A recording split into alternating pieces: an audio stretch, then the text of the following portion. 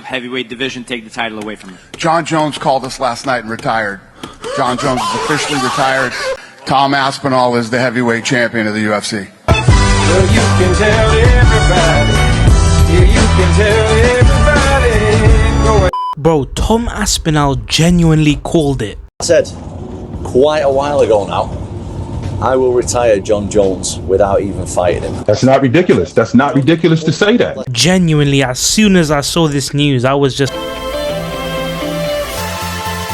If I was John Jones, I would low-key be so pissed off just because this one guy has ruined your image for the whole UFC audience and you're never getting it back. This guy has genuinely messed up John Jones' whole legacy forever. People will never forget the brother that ducked Aspinall for 2 years and got scared into retirement. But realistically, at the end of the day, it's no one else's fault apart from his. What the heck? I can't lie, this is exactly what we needed to hear. This is exactly the type of news we needed to hear, especially after that dead Baku card. Like that Baku card. Alright, but anyway, now that the UFC division is no longer being held back by John Jones, I think it's time to play UFC matchmaker, right? Obviously, Tom Aspinall is the champion now. I think his defense, his first defense as the undisputed, should probably be against Volkov or Gane. Obviously, Gane just came off of a robbery win against Volkov, so I don't know if you give him the title shot off that, but we do also need a new matchup. I mean, obviously, Tom demolished Volkov in like a few minutes. I think Tom versus Gane would be the best idea, and then you do Volkov versus someone else for the number one contender, maybe Volkov versus Almeida. I do want to see Tom fight Almeida. I think that would be a good fight as well. I think, you know, maybe you get Cortez Acosta in the mix. Maybe you do a little Acosta versus Pavlovich or something. Obviously, Blades just had a fight against that new guy Rizvan Kuniev. That was not a very good performance, if I'm being real. Like he almost lost.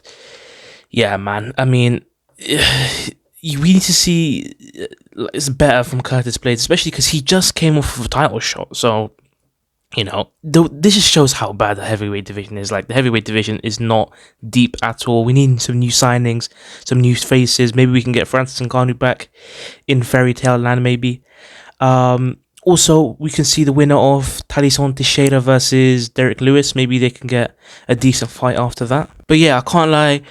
This does look quite bad on Dana White. I mean, he was the one that kept on persuading the UFC fans into, you know, John Jones the GOAT. John Jones versus Tom Aspinall is going to happen. You know, we got it in the works. We got something cooking up. And then it never happened. I mean, I can't blame him too much just because, you know, he did offer John Jones the money that he was asking for and John still said no. Obviously, John probably didn't expect the UFC to match his money demand, and when they did, that kind of, you know, messed up his plans. Imagine telling UFC fans after UFC 285, where Jones won the heavyweight belt for the first time against Gane.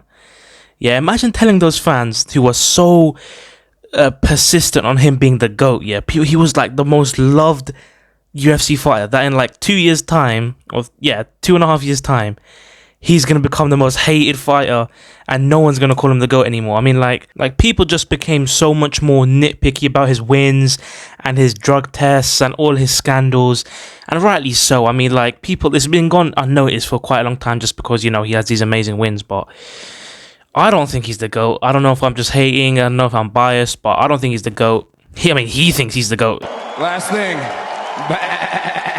Oh, shut up, Nick. You know, I'm glad that has happened. Obviously, it's a bit unfortunate that we never got to see this fight between Jones and Aspinall, but I don't care. I would not want to see this fight at the expense of, you know, the holding up of the entire division. It's already a bad enough division as it is, and this just does not help it. So yeah, Aspinall's the heavyweight champion of the world. And one last thing that we can say.